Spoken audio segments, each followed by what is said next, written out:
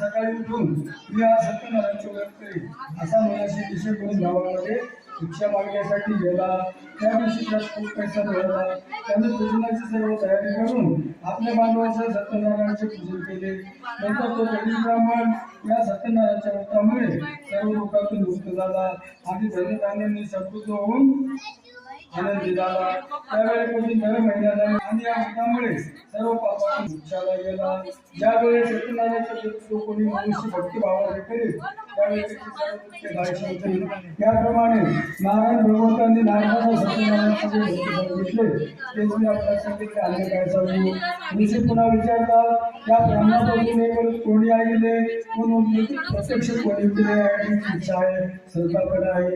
एका ब्राह्मण आपले वैभवाप्रमाणे व्रत करत असता लाकडे लाकडाची मोळी डोके घेऊन ताण लागल्यामुळे रामाच्या दर्याला लाकडाची मोळी बाहेर ठेवून पाणी पिण्यासाठी रामाच्या घरी गेला।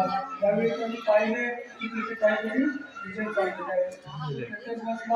सत्यनारायणच्या कथेची माहिती घेतली रसाभक्षण करून आणि पाणी पिऊन मस्तकावर लाकडाची मोळी घेऊन सत्यनारायणाचे चिंतन करत ही लाकडे मला जे धन मिळेल